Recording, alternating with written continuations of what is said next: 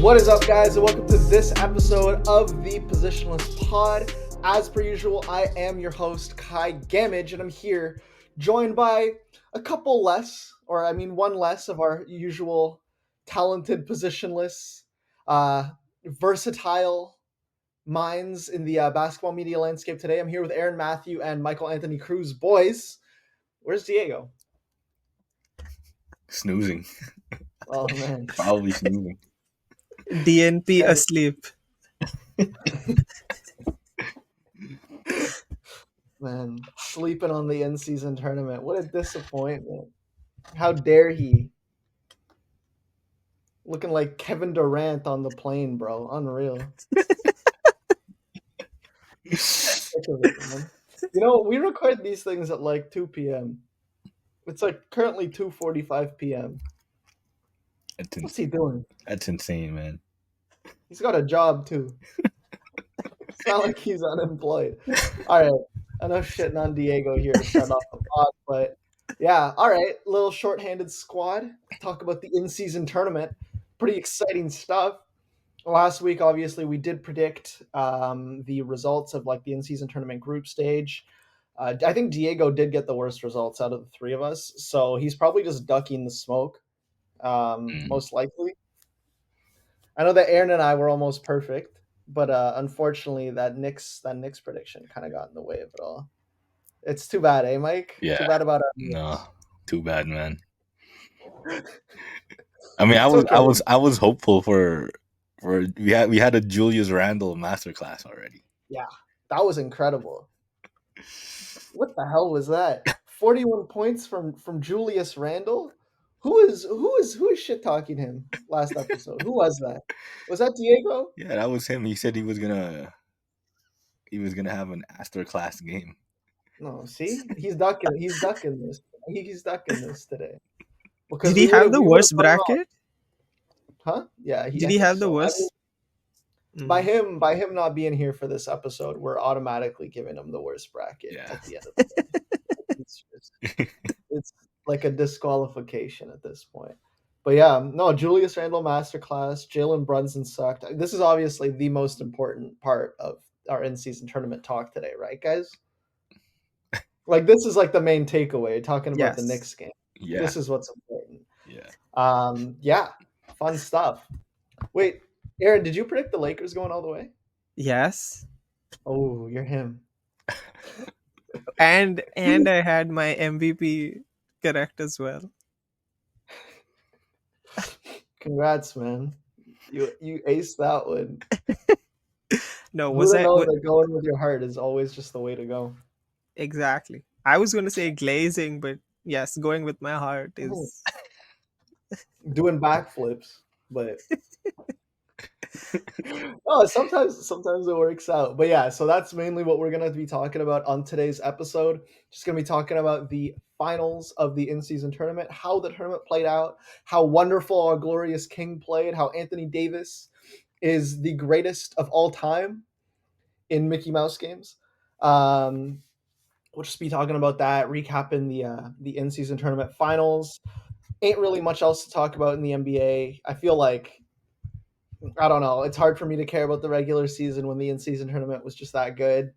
But yeah, not really much else. Might get into a couple trade rumors, but otherwise, it's just the in-season tournament recap, baby. Let's get into it. All right, so the finals were played on Saturday in Las Vegas, standalone game. The Lakers took down the Indiana Pacers 123-109 behind a 41-point, 20-rebound game, four block performance from Anthony Davis. Absolutely shutting down the best offense in the NBA is what the Lakers did. LeBron James was crowned the MVP for the in-season tournament as a whole, the entire tournament. He put up 24 points and 11 rebounds in the finals. Austin Reeves was absolutely balling off the bench. The Lakers' big three looked like they're back. White Boy scored 28 points on 9 of 15 shooting. He's back. Big moment right there. Held Tyrese Haliburton to only 20 points, his lowest of the in-season tournament. So, yeah. Aaron, how you feeling, man? Does this feel like LeBron's fifth ring? Does this feel like a banner hanging up? It's at crypto.com. Like, is this worthy of something in the rafters, or like how we feeling at the end of the tournament? Like, does this feel like a parade? Okay, when you have 17 real banners, I don't think you need to add this. But I know the noisy neighbors would have definitely hung up 5 banners for this. I don't think the Lakers need to, but this definitely puts us over the Celtics. That's 17.5 now, to the Celtics 17. But no, in all seriousness, I it just shows how much they wanted it more, right? Like, I think even in a one game elimination situation, this is just another another reason why you always pick LeBron. There is, no matter what, no matter who he's against, he, you can't bet against him. You can see he might be the oldest player in the league, but he still had the most determination, and so did Anthony Davis actually. I think before the game, uh, Miles Turner was talking about how LA is Hollywood, and that's why they get more coverage, something like that. And then AD just walked past him when they were like talking to media, because he wanted to keep the smoke for the game, and he did. That's a bit well, that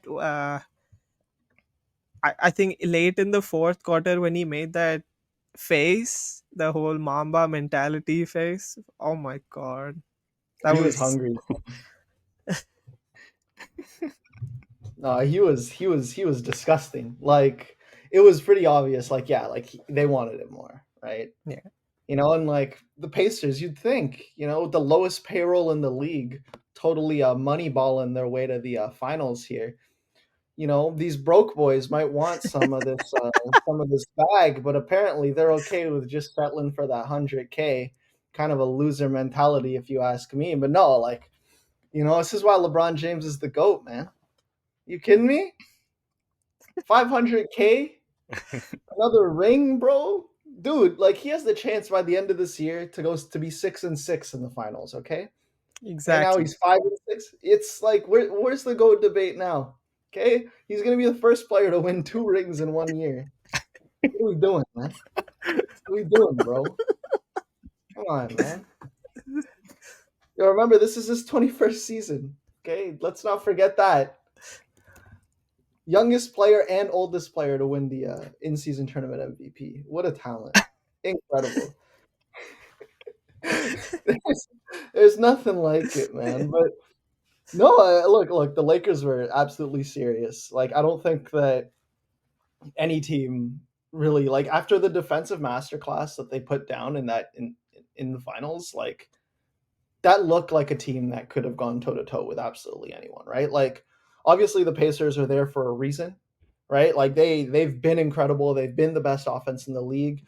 They're not there by luck, by chance. Like, this is a team that absolutely deserved to be there. But if we're looking at the Pacers in like the grand scheme of things, this isn't a team that we're like projecting to be in the actual NBA finals by any stretch of the imagination. Like, we expect them to hopefully be in the, or like to be in the playoffs, to contend in the first round. But when it comes down to it, like, we're expecting a team like the Celtics, like the 76ers to be there.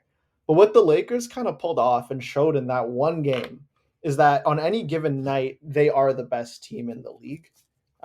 They do have the pieces to beat anyone, to shut down anything, because no other team was able to shut down the Pacers. I mean, other than like the Magic earlier this year, but like no other team's really been able to shut them down. The Lakers did it.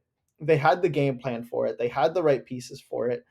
I think that, like, I don't think that this necessarily proves that by any stretch they're the best team in the league, but I think that it's clear that on any night they can be, and they have the right tools to be. And like, I think that this does prove that they are absolutely one of the biggest contenders for the finals, without a doubt.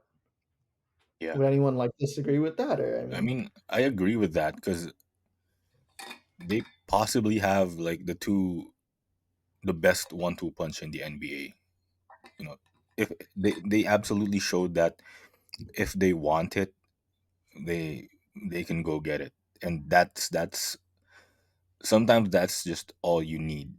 I mean, the Lakers, we saw that they have a deep team and that they can lock in defensively when they want to. But man, and Anthony Davis just was just spectacular in that game. Like it's kind of a shame that he doesn't show this every single night. Like there are games when he just doesn't. He puts up a great first half, then sort of like disappears in the second half. Like we saw 48 minutes of an Anthony Davis masterclass in this game, and he's really someone who should be challenging for like the best player in the league. Like, and it's a testament to just how they can just their ceiling as a championship team. Because I don't know, after they proved it in the in season tournament, I don't know how else you could not see the Lakers as legit title contenders, even though they've started slow to the season. So yeah, I mean they're absolutely one of the teams to beat already in the Western Conference, I believe. Yeah, and Okay, like it's just like I don't want to jinx it. I don't want to jinx it, But wait, sorry. What do you want to say? no, no, no. It's okay. Go ahead. Okay, like I don't want to jinx it, but this team, like, look, AD's missed one game so far. You know, and like LeBron is, like, yeah, like he was given this sort of minutes restriction at the start of the season. He has gone past it on multiple occasions, um, but he hasn't looked slow. He hasn't looked tired. He hasn't seemed like unhealthy He by any hasn't. stretch of the imagination. And again, like I'm so scared of jinxing it because like we've done that too many times on the pod. But like, god damn, like they're so good when they're healthy, and I just haven't really been concerned about it this year. Like I feel like we came into the year like saying that like okay, they're aging, like these guys are both injury prone at this point in their careers. They like maybe the acquisitions they made in the off season would kind of prevent them from having to like play these guys for extended minutes and hopefully keep them healthier. And like I don't think that that's necessarily how the season has gone, right? Like I don't think that the extra pieces in the rotation have really saved certain minutes from guys like LeBron and AD. Like they're still racking up solid minutes. It is like in the lower portion of LeBron's minutes per game throughout his career, but it's still like serious minutes. But I just haven't been worried. Like LeBron hasn't looked slow. He hasn't looked tired throughout games. AD, like yeah, sometimes like it just seems like he mails it in. Like the energy's just not there. But I feel like we're getting more nights like Saturday night than we are getting nights like I don't know, like he was quiet against the Pelicans, right? Like I feel like we're getting more big outings from Anthony Davis than we are tired ones. And we're getting more healthy games from these guys than injured ones. And like that's all you really wanted from the Lakers this year, right?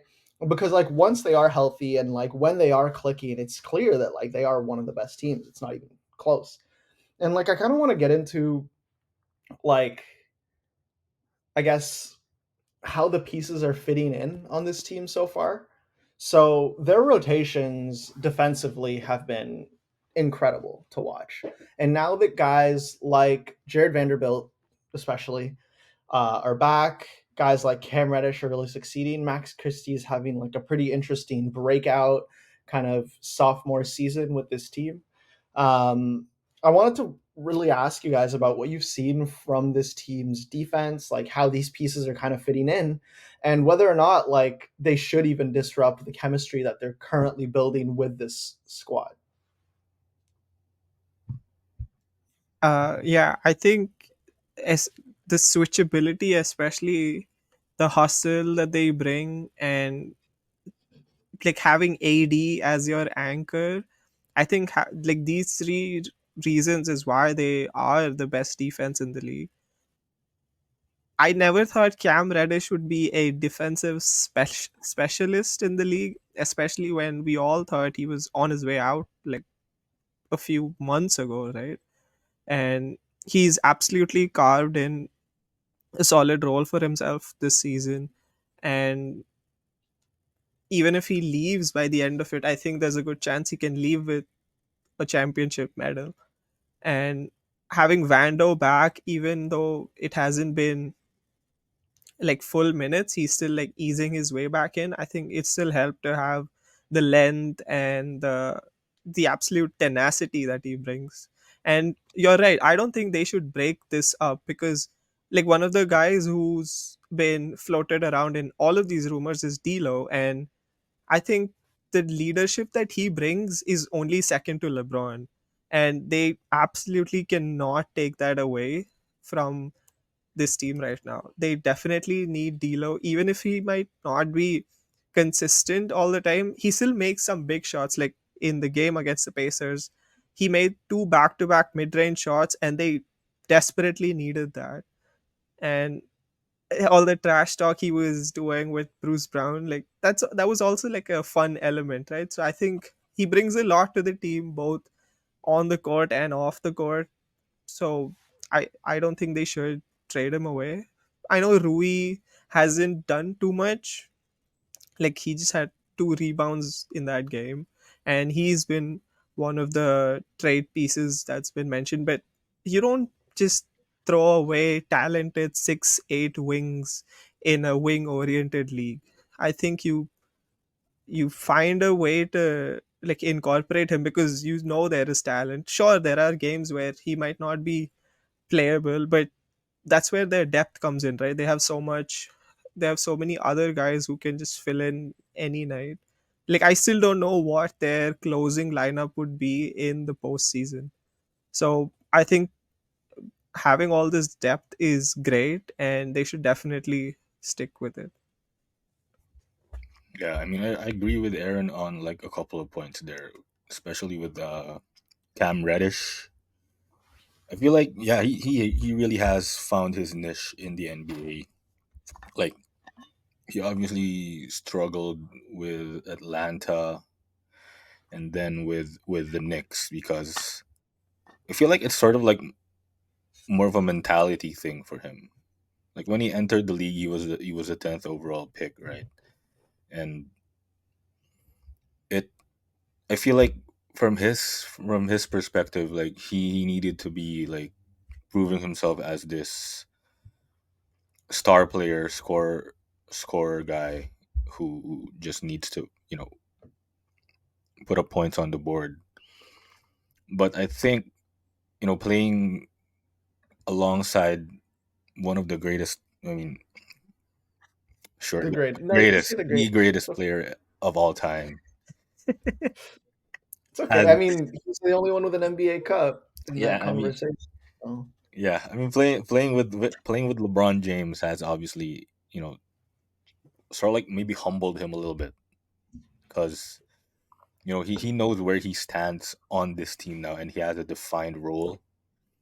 And I saw like a pretty nice comparison for what he brings to the Lakers right now. He's like the Trevor Ariza of this team, like a solid 3 and D guy who can sometimes knock down shots, bring athleticism to this team. And the second point was the D'Angelo Russell one, because I thought he's not finishing games that much because I think Austin Reeves is finishing a lot more games over him. But yeah, I feel like throughout the course of a game, he's there as a stabilizing presence for this team. Like I I see the kind of value that he brings as a playmaker, as as really their third best scorer on this team. And even though he's not finishing games, you're right, he does bring leadership on this team. So yeah, I mean, I don't know. I don't know what kind of moves the Lakers can make. I certainly don't. l- I mean, I never liked the idea of the Zach Levine on the Lakers. Like, I don't know. Maybe it's just that I'm kind of sour on what really Zach Levine's gonna bring to this team, or to any other team for that matter. No, 'cause he's bringing in a huge payroll.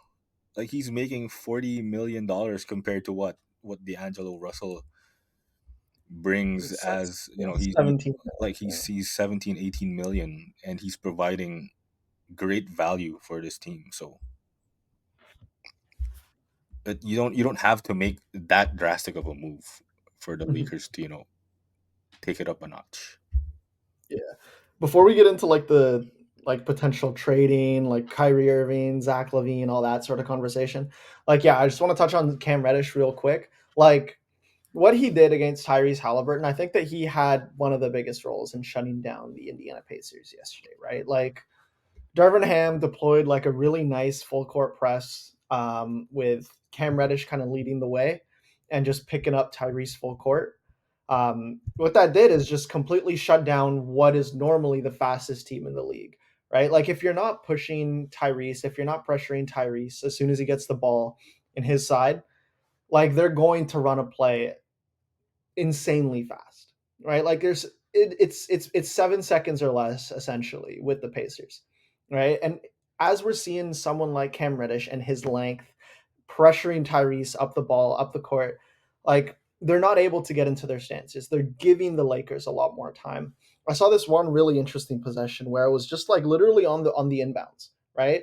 Like the Pacers didn't get their inbound off for about 4 seconds, which gave the Lakers time to completely set up their defense on the way back. Like before the ball even got in, those 4 seconds just save an absurd amount of time. And I think that they get kind of blown, like pushed under the rug because it's like, okay, the ball's not even in play. It's a dead ball. Who's really thinking about it, right? But if you're pressuring a guy like Tyrese Haliburton, if you're pressuring a team like the Indiana Pacers that run, that go quick, that set up their full court offense insanely fast, that set up their transition offense insanely fast, like that's how you shut them down. And Cam Reddish was the focal point in shutting them down, right? Like getting to Tyrese at the point of attack.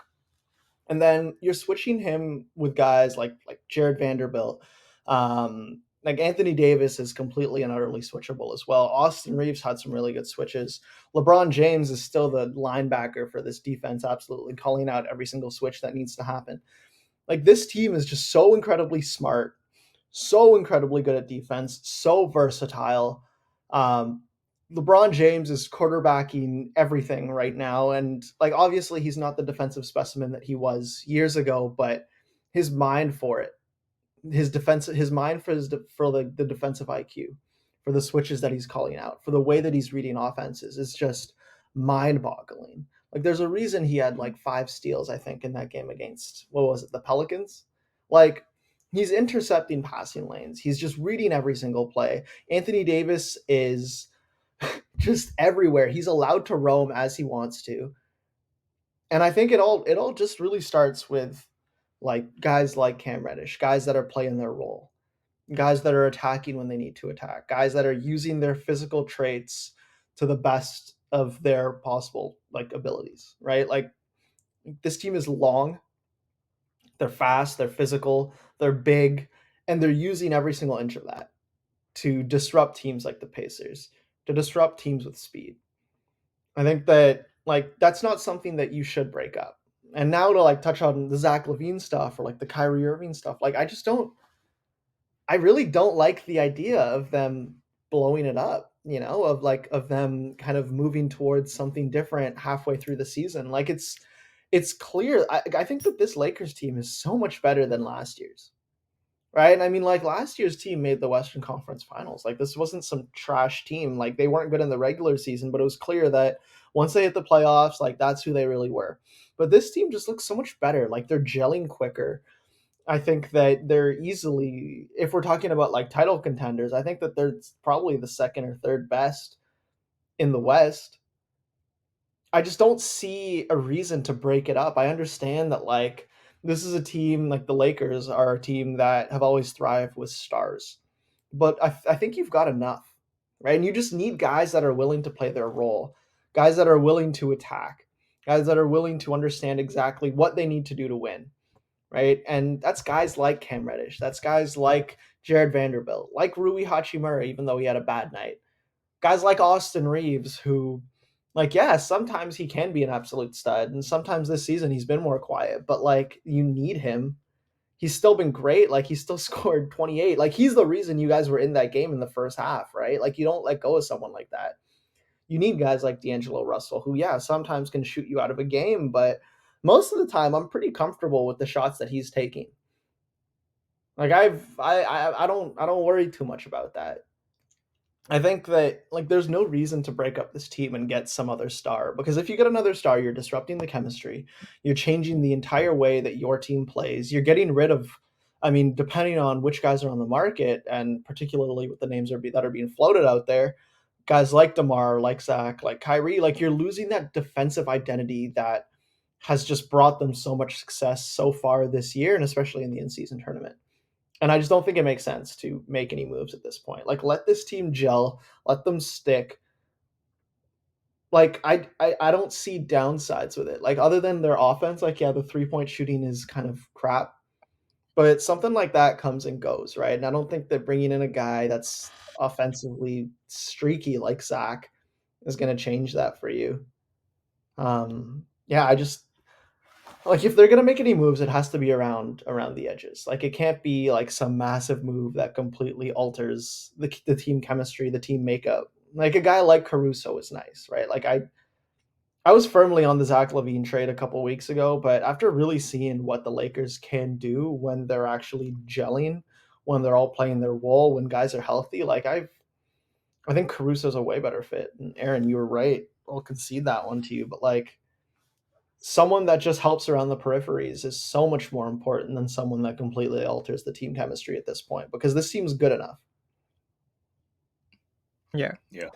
And uh like Caruso is also, I think, top five. Well, he was, at least for most of the season, top five in 3-point percentage as well, which is something we're not accustomed to seeing from him.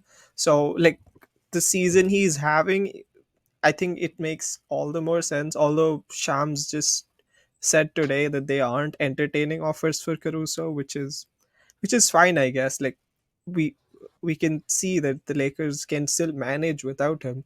Maybe like another big body would help for the postseason, but I do see like Christian Wood and Jackson Hayes making the required jump, because you just need a backup, right? Like a solid backup, and Wood has already showed some glimpses.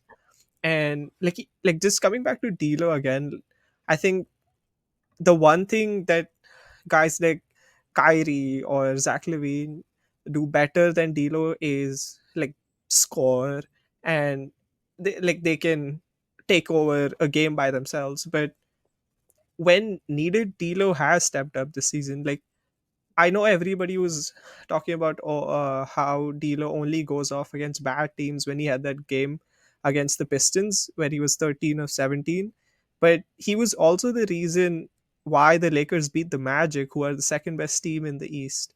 He shot like 12 of 19 or something, and LeBron struggled that game. Austin Reeves struggled that game, but D'Lo kept the Lakers in that game. D'Lo helped the Lakers win that game, so he can do his part. He is doing his part, shooting 40% from three for the season as well.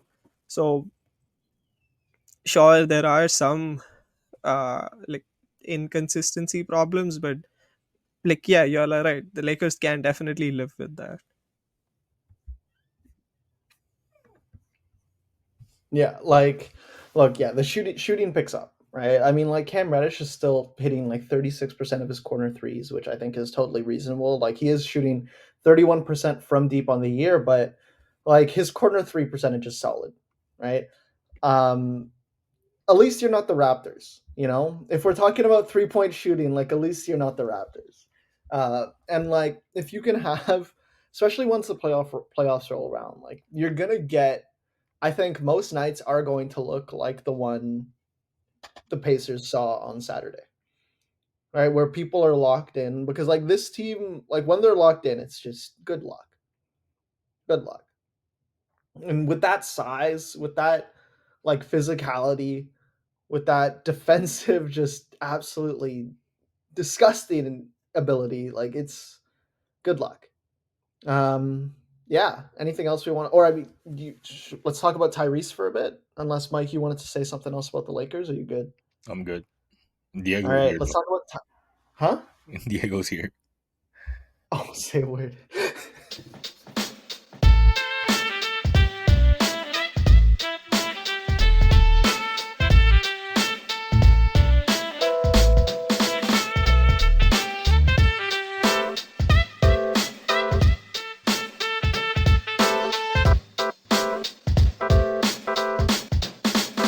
All right. So we'll talk about the Pacers in a second, but first of all, Diego is here. Sleeping Beauty, what's up, Oh buddy? How's it man, going? How's it going? I'm stressed. Why? Work stuff. Don't worry. Oh, Mike that knows. sucks. Mike knows. I saw all the videos uploaded to the Kickouts YouTube channel today, Yeah, or yeah, yes, yeah. that's It's not crazy. all of them though. They're It's not all of them. it's ruining our podcast, man. More people want to see Kinda our is, podcast. man. Oh my god. You want me to put them unlisted? No, I don't care. It's fine. Let people see it, man. But yeah, you okay, man? Stress is getting you. No, yeah. Is that why you slept in, or? I didn't sleep. I woke up at 7. Oh, okay. Podcast started at 2 though. Yeah, I fell back asleep at like 11. Yeah, no, that's how it goes, man. I've been there. That's life. Okay. Yeah, so we did just finish talking about the Lakers, but since you're here, do you have something you want to I mean, I say? guess we have to start a conversation about Anthony Davis, right?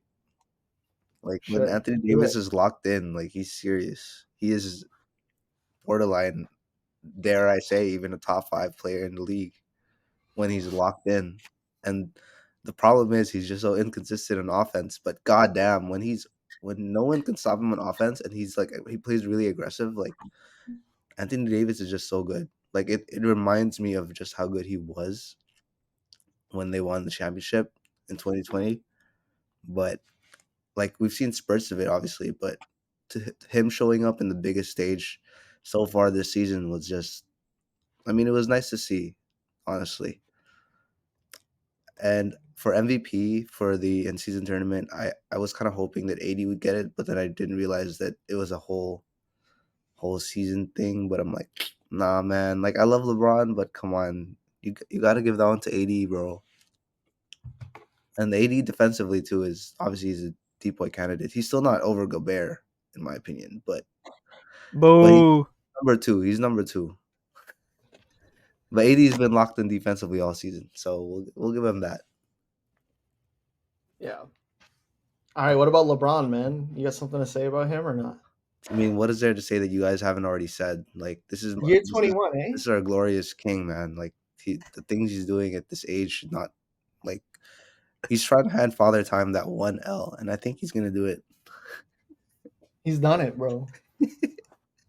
If they win the championship this year, if the Lakers win, then LeBron gives Father Time the fattest L that Father Time's What ever do you mean? taken. What do you mean if? Yeah, I didn't realize we'd take the glazing to this extent, but all right, I'm here, bro. all right. I've seen enough. No one's beaten this team, man. Enough. Positionless curse has been activated, sadly. Sorry, Aaron. No, the curse is for real. Like, did you see how many picks I got wrong last week? That's crazy. Yeah, we know. We talked about it on Oh the yeah, yeah, comments. yeah. Well, we are cooking you Bro, at the top of the I'm a episode, man. walking jinx, bro. This is ridiculous. Like every single thing I got wrong. Yeah, Like that's what happens Tatum when didn't even you. go crazy. That's your fault for Tatum was saying the mid, Celtics bro. are the beat the Pacers, man. That was never gonna happen. Not my Pacers.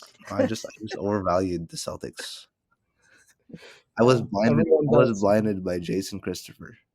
Yeah, I think you forgot about Tatum in elimination games. No, I sadly. didn't. He's gonna win the championship this year. Which one? Thank you for jinxing it.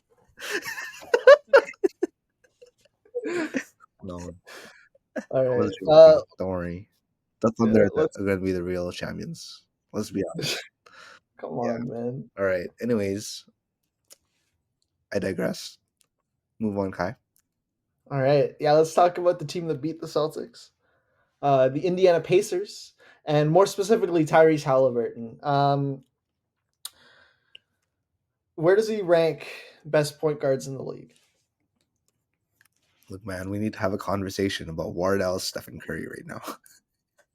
Why? Why? Is he the what do you mean? He Why? might have to be dethroned. Why? I'm here for it. Mike, what do you think? I'm not buying it, bro. You see this? You think I'm buying it? Oh, trust me, I saw it. That's what triggered my response. It's okay. Actually, No, it's okay. Go off. no.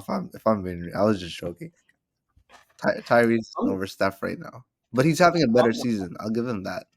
He's having a better season than Stephen Curry, of course. And Mike, you can't even deny that.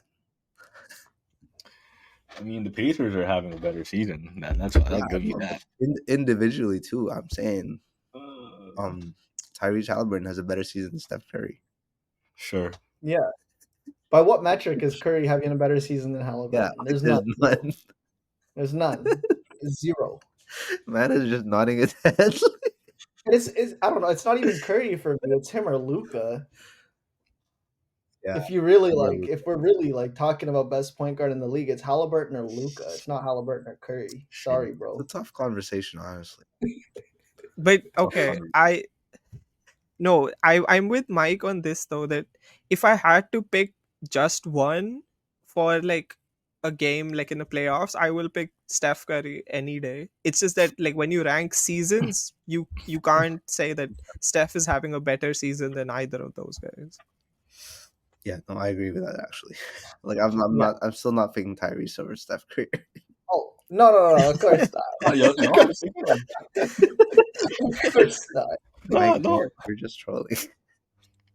Don't walk back on it, man. We're not walking back. We're just saying that he's having a better season than Steph currently. No, Tyrese Haliburton is better than Steph Curry. Yeah, right now, Oh man. as it stands, like at this point in time, like yeah, he's better than Steph. Sure. Yeah. Sure. At least I don't. at least he doesn't have to carry like a team of 14 bums. Bro, did you just call Brandon Podds a bum? I'm sorry. Why would you say that? That's like, or maybe like 10 bums on this team. I mean, it's up for debate. Would you rather have like Indiana's team or the Warriors team minus Steph? I mean, with the way they're playing, yeah, obviously Indiana. Why not? Come on. But like they're only playing because of Hallie. To be fair though, I feel like Indiana's still more talented. I mean, like all like top to bottom, like, regardless. all this talk about Hallie being passed up by the Warriors is breaking my heart. It's not easy, man. Yeah. Having Bob Myers on NBA Countdown, that can't be easy, bro. What's he doing?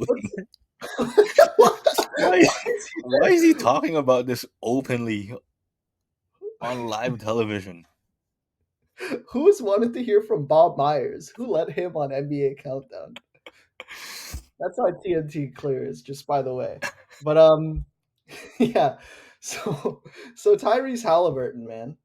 Okay, like seriously though, like how good is he? I mean, like he's like those two games in the quarterfinals and semifinals, right? Where it was 50 something 50 something points, 28 assists, 0 turnovers. Like he's incredible, man.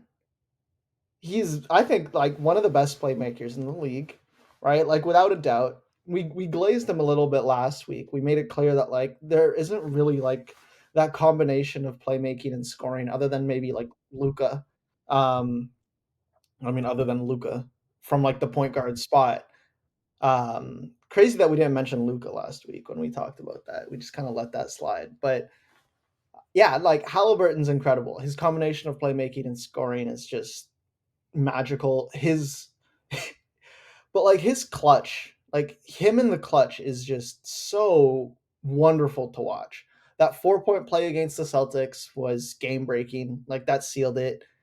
Like knocking down threes against the Bucks late in the game. Like it's just he starts slow sometimes, right? Yeah. But at the end of it, like you can kind of guarantee that he's going to put up like a double double of some sort, like 20 points, 11 assists, something like that. Like the entire Lakers game plan was centered around shutting down Tyrese Haliburton because that is the entirety of this Pacers team. He is unequivocally like an all NBA first teamer, I think, at this point in the season.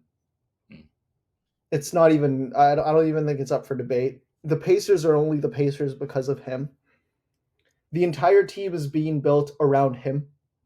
Like this is what you're supposed to do when you have someone of his caliber, right? You're supposed to get guys that fit around his play style, right? In this offseason, they got guys like Obi Toppin and Bruce Brown. Like they got guys that fit, that are going to run the floor, that are going to set him up for like these incredible like half court lobs because that's just what he can do. He's the best transition passer, I think, other than maybe like LaMelo Ball. Um, he's so good. And I'm so happy that the in-season tournament is giving him a chance to shine. Right? Because like who's watching the Pacers, bro?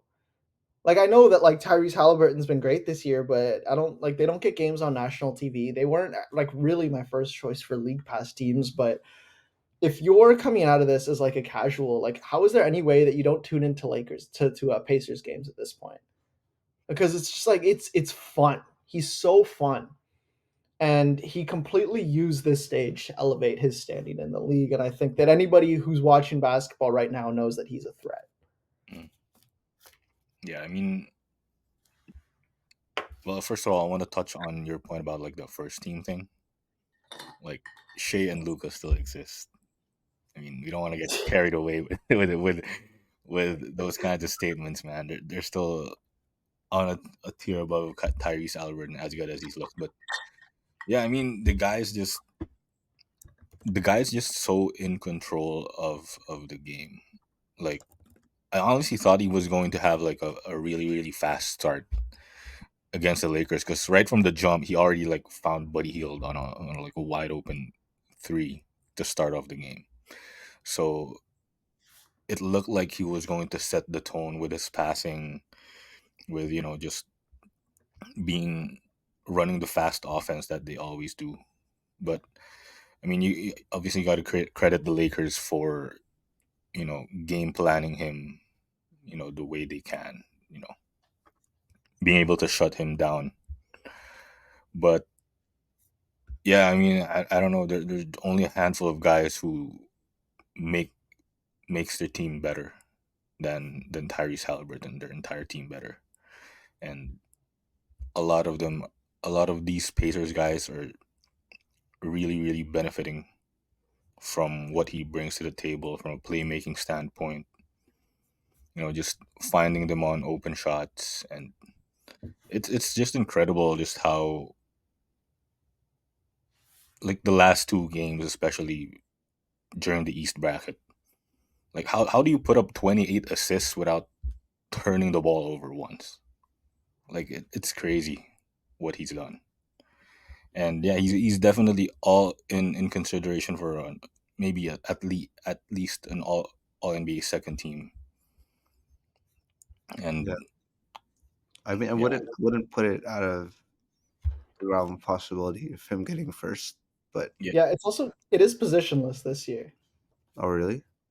Yeah, so like it can be like Luca, Shea, Mhm. Tyrese, and then Mm, Jokic and Embiid. positionless. Okay, Yeah, but yeah. Giannis I went to exists. the You pod. cooked with that one. You cooked. LeBron Shout out to James the pod. exists. Yeah, okay, so get rid of Jokic. Yeah, there's still, unfortunately, there's still too much talent in this league right now. It's hard to just like flat out say Tyrese Haliburton is going to be first team All NBA. But no, I think it's very possible though. But Individually, I think he's yeah, been one of the top 5 players this year. yeah, 100%, 100%. Even the MVP Like ladder, he's completely he has elevating to be his top team. 5. He has to be top 5 in the MVP ladder. Yeah. We're talking about a After what he generational did, point after guard. what he did in the in-season tournament, bro, of course he's gonna be. I think like the MVP ladder is like gonna be drastically affected by the NBA Cup, Yeah. right? There's no way LeBron. I mean, like we've already seen the Pacers jump from like outside of the top 10 to like top 7 in the latest like power poll, I think, and like the power rankings from NBA.com. Like it's clear that their standing is going to be affected, and like Tyrese is obviously also just a huge part of that. Like I think the top 3 is probably still Embiid, Jokic, and like SGA, but Tyrese has to be there. Yeah, he's right there with them. And yeah, this MVP race is just so close right now. But we're not even halfway into the season, so whatever. Nope. And just like coming back to the initial discussion we were having about the Pacers versus the Warriors, what Steph is doing is with the highest paid team in the league. They have a payroll of 207 million. What Tyrese is doing with the lowest paid team in the league, lowest payroll with 126 million. That's an 81 million difference. So Mm. when the no, this is not a knock on Steph, by the way. It's just that the Warriors have overpaid bums. This is That's a crazy narrative. I'm not gonna lie. no, no. What I'm No, trying to this is an say insane stat. is I'm glad you're pointing it out. This is an insane stat. Like go cook. no. What I'm trying to say is when the Pacers owners see how talented this team is, and when they actually invest into the team next year, at least this is me hoping that they do. I think that's when they'll literally be a contender because they're on the cusp of it, but they do need some serious depth, some serious firepower to actually be with the big boys. And I think they might be like a couple of moves from that next year. And that's because of the jump that Tyrese has taken to be the league's one of the league's best point guards. Yeah. Honestly, I didn't think like even last season, like who would have thought Tyrese Haliburton would be like a generational point guard of this caliber? Yeah. Not me. Like I'm not gonna lie. Like definitely not me. I did. Me, Like I knew he was gonna be really good, but I just didn't think he'd be this freaking good. I Mike, knew you're it. lying. You're lying. I knew. No, I knew Mike it. and I knew. Trust. We knew it. I hate We these knew guys. this. You just weren't paying I'm not attention, bro. surprised by this. What happened to Shame?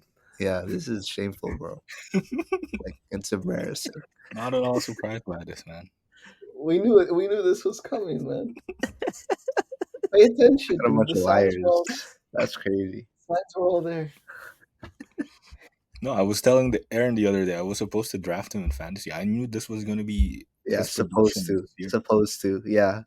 Yeah. Yeah, bro. Congrats on No, it was drafting him. untouchable. No, he got taken one pick before me. Yeah, and I was Donovan starting Mitchell him. got taken one pick before I picked Darius Garland. It happens.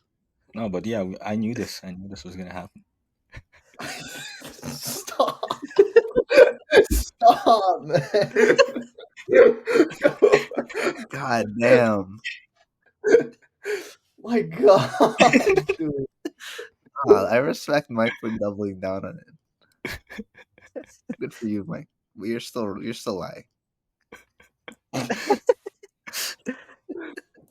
Just like my Okay. king. Huh? Just like my king.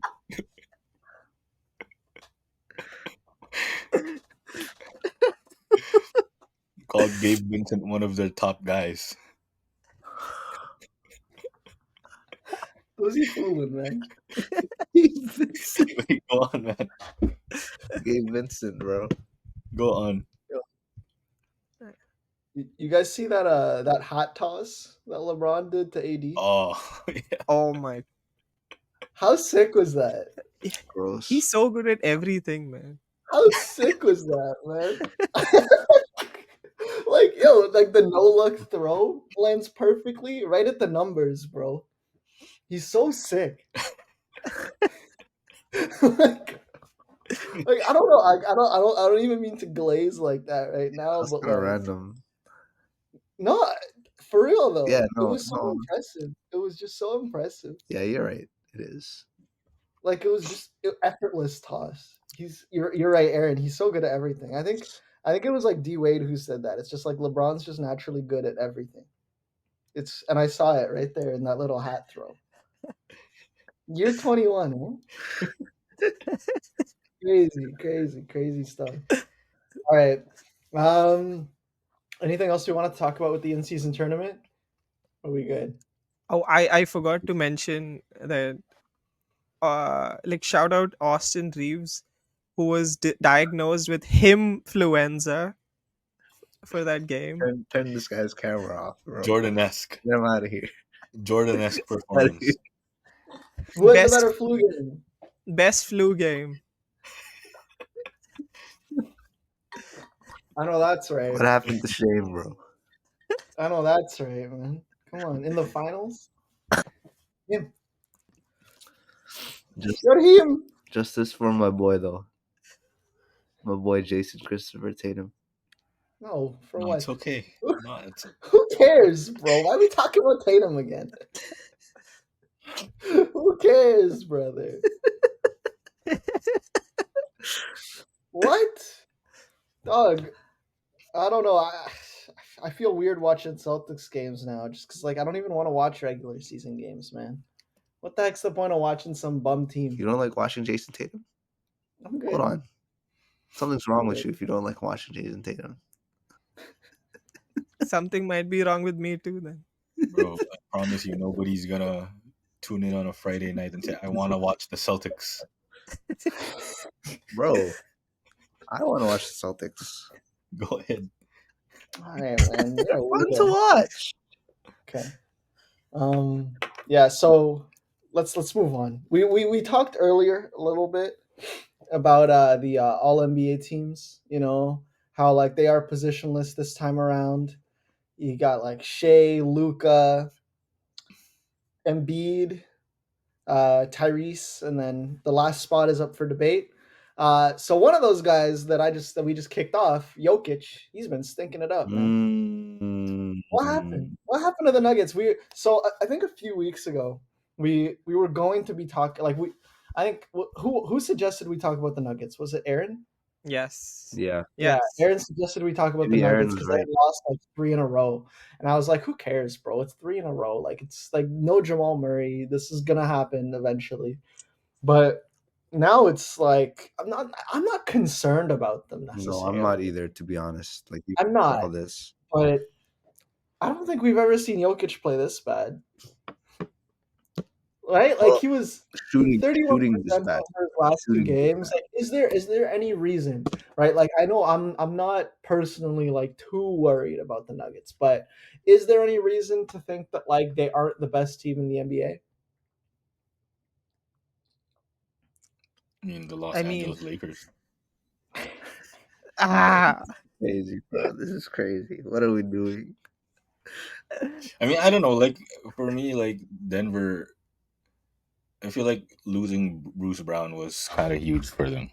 Kind of a huge deal still for Denver, because you can see it. They're already a star down in Jamal Murray, and I feel like depth has become is a little bit of a problem for them. Like I feel like they're going to be players in in the buyout market perhaps, or maybe trade for another depth piece that that just can help out during the playoffs, because we don't know if some of these young guys that they have is going to be able to really contribute real meaningful minutes in the playoffs. So yeah, I think that's sort of what we're seeing right now. But yeah, piggybacking on your guys' point, like I'm not really that worried about Denver simply because they're the defending champs. I mean, it's for Jokic, it's 2 games, man. People have Yeah. bad games. Yeah. Jokic is So fine, bro. Like, it's just a of bad course. stretch. What NBA player, what superstar doesn't have bad stretches in this league ever? Nobody. Jokic isn't immune from this shit. Sorry. It's okay. We don't care.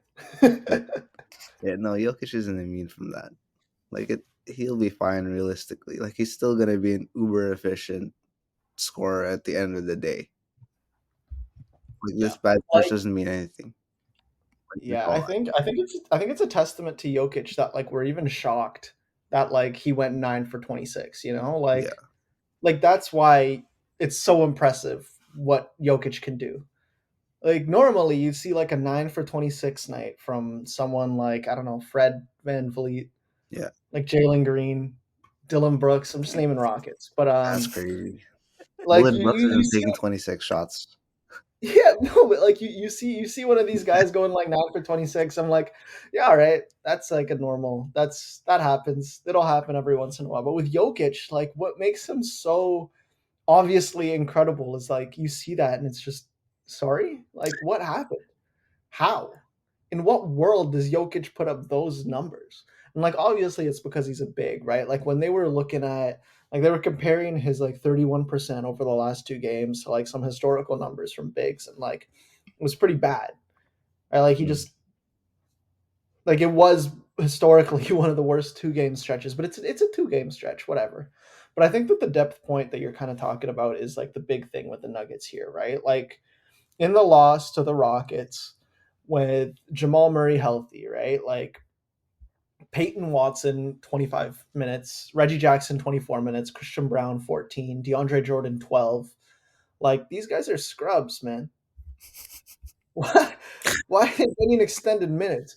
And you know who's on the other team that you know they could have re-signed that they could have given those extended minutes to? Yeah, Who the Rockets gave yeah, extended minutes to? The yeah. LeBron James of I know role who you're players, talking bro. about. I know who you're talking The about. LeBron James of role players, bro. Yeah, what the Look, hell? like he logged 26 minutes in that game, only put up 5 points, but his offensive rating was 173. His defensive rating was 108. Telling you, man, Like that's an insane net rating. Jeff He Green was is balling. magical, bro.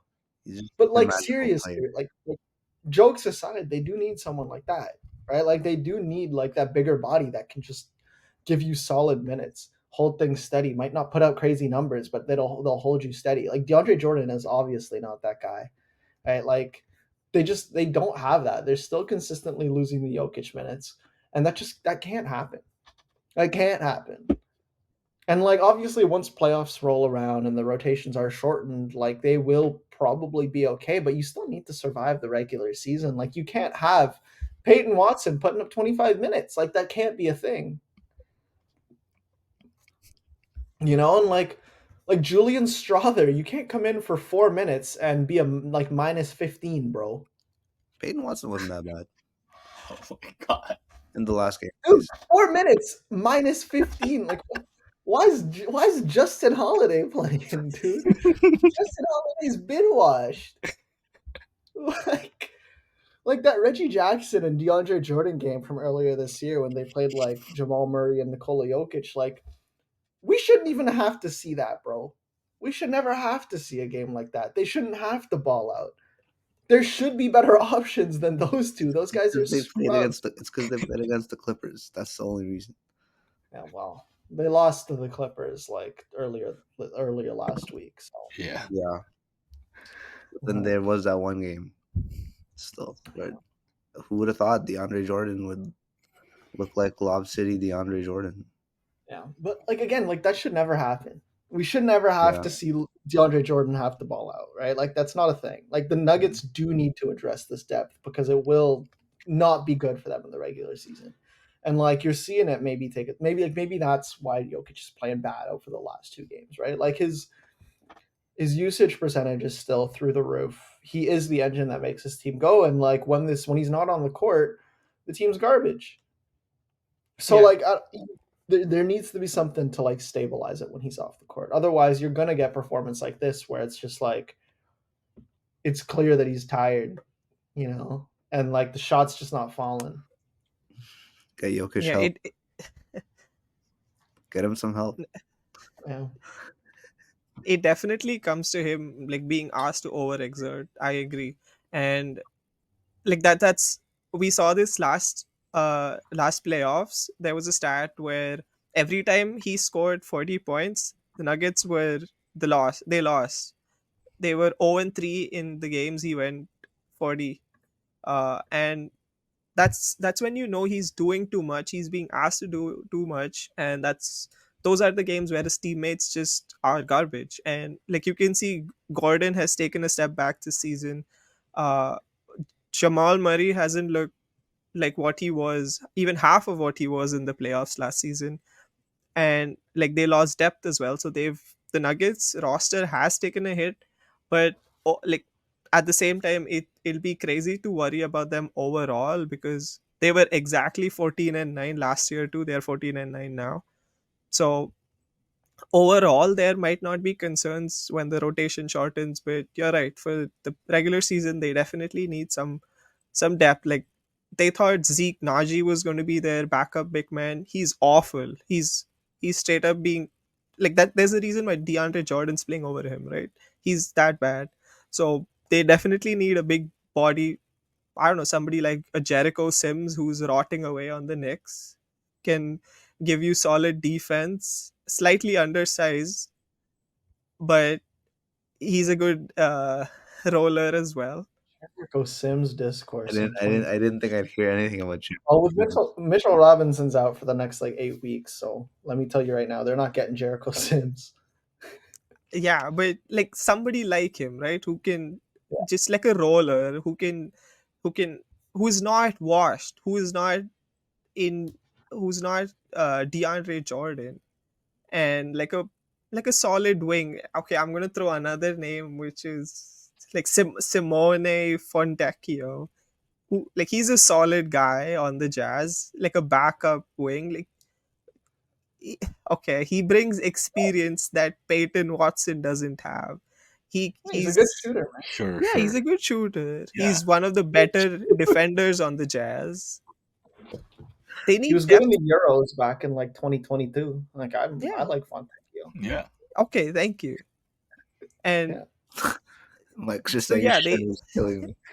Sure. I'm with it. I'm with it. Yeah, why not, man? Just go get some more Fontecchio. Like screw it, Yeah, bro. that's gonna fix everything right there.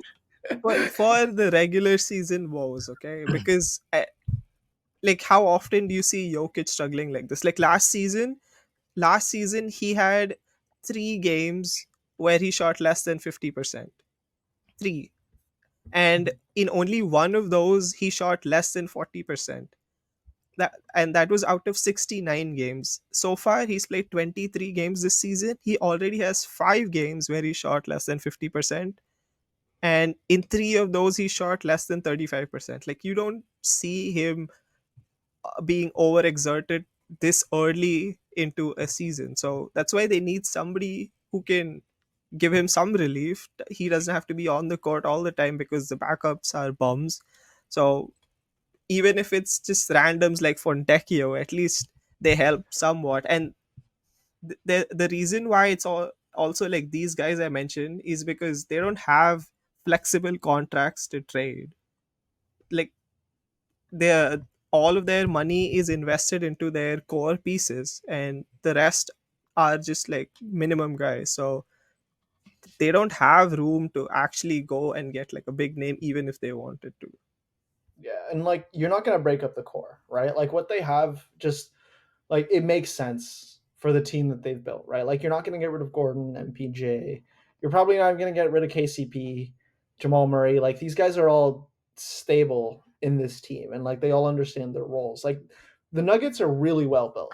Like there's nobody that's obsolete in that starting five. They all understand their role. There's no overlap, unlike like the Cleveland Cavaliers or something, right? There's no overlap with this team. It just makes sense. But what that has done is that like none of these pieces are expendable. Like you can't just trade one of them to go get more depth. And there's no real depth pieces on their bench that you can really deal, right? So it's like you got to start dealing picks if you're going to really do anything here. And it's too bad that it's come to that. But like if you want to compete with the Lakers, you're going to need people that are willing to absorb some hits that can fill in when the game gets really physical, right? Like Jeff Green was important to the playoff run last year because like he is another big body that you can put in there against those physical teams, right? Against teams like the Timberwolves who look legit and are running like a three big rotation. Like they're gonna beat you up. And if Jokic is the only big guy on your team ready to take those hits and actually contribute solid minutes, like that's gonna be a problem in a West that's only getting tougher. But yeah. Okay. We good? Yeah. Anything else we want to say? No, no more Zion talk. Oh, you want to talk Zion? No more. I mean, we Oh could. my god, dude. It's so disappointing, eh? Yeah. I don't get it. Like I was really hyping him up before the in-season tournament too because he had looked good. You know, like in his last like 7 games ahead of the in-season tournament, like in 6 of them or something, he had scored 25 plus points. He looked legit. Obviously, he didn't look like the athletic marvel that we had seen in prior years, especially his second season in the NBA, but like he looked at least passable. He didn't look out of shape. My god, dude. That I game. don't want to say it, but That game exposed him, kind of. Yeah. yeah. Like it's a huge stage, and yeah, I heard Shaq's rant on him like after the game. Like he just went. I mean, he didn't go off. He sort of like offered like some takeaways from what he saw from Zion watching that game against the Lakers, and yeah, I mean, he mentioned that Zion doesn't run hard enough. He doesn't rebound, and he doesn't seem to like want it, and that's exactly what we saw from him in that game against the Lakers. Like like it's a stark contrast compared to what you see from LeBron James in that game. Yeah. Like LeBron, you saw it right away that he wanted it. Like there was intent for him to go after the Pelicans.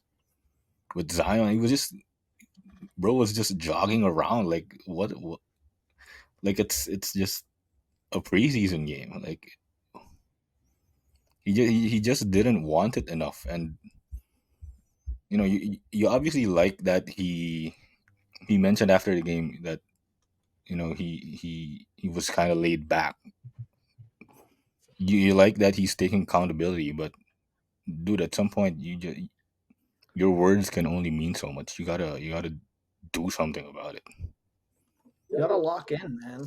Yeah. Like you're right. Like I think the contrast between him and LeBron is just so jarring, right? Like this is a dude at 38 years old, going on 39, that looks like eons more in shape than Zion did at 23 years old.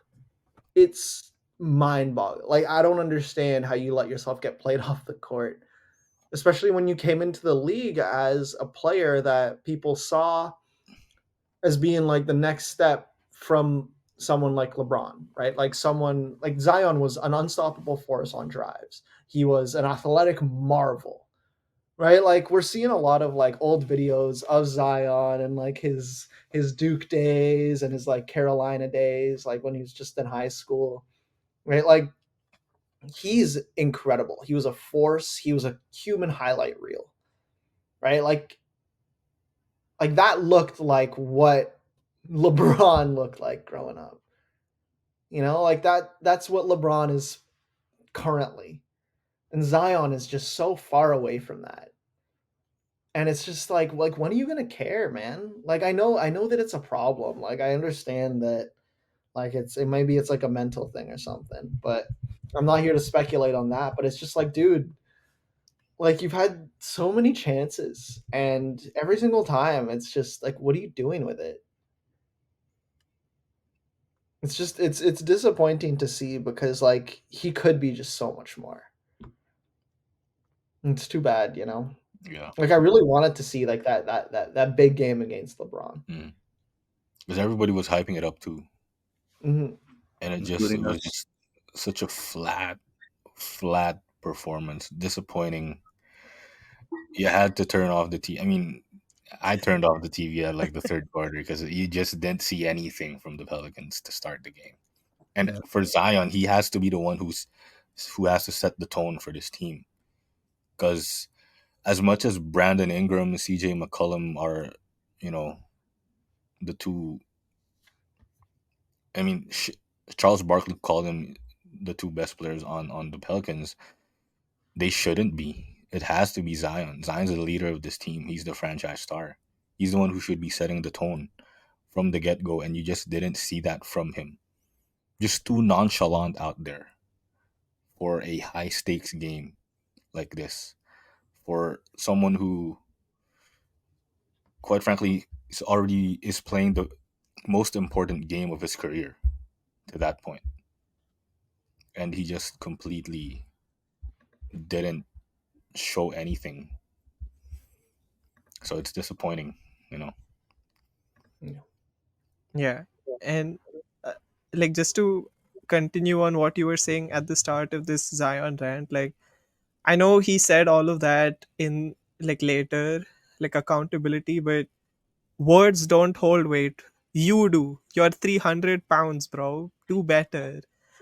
Like the Pelicans reports about how he's not listening to them about dietary restrictions. It's just disappointing to see as a fan, right? Like, this is a guy who we thought was going to be the next LeBron, and he he just he looks far from it. Like, there's a reason why Charles Barkley is always criticizing him, because he himself went through these like stages where he was out of shape early in his career, but then he fixed that and became a Hall of Famer. So Barkley is like, it's personal for him, but it's been a few years now, and we just see like it's like the Ben Simmons cycle, right?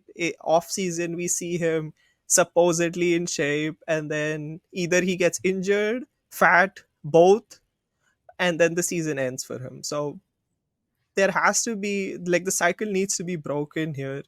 Like, there has to be some change here, because you're right, Brandon Ingram should not be the best player on this team. Far from it. Yeah. All right. It's too bad. It's a disappointment. You know, that 2019 class, man. What's going on with these kids? But yeah, no. Look, Zion, like, he's still got it in him. You know, like, I'm not gonna give up on the guy. Like, he's still incredible. Like, we see what he is when he's on. It's just he's just got to be on. He's got to be dialed in. Got to be locked in. Just like us, you know. Maybe we should be more locked in. You know, started on time. Hey, hey, hey. That's crazy. Or like making those reels, you know. Oh, You want to help me out with that? you're not as talented as you in making reels. Yeah, you're gifted, man. Yeah. Like, I just fear that if I tried, it just wouldn't come out as well. No, it wouldn't be as funny. I wouldn't be, not even close, Yeah. actually. No one compares to you, Mikey. Yeah. I wish I could.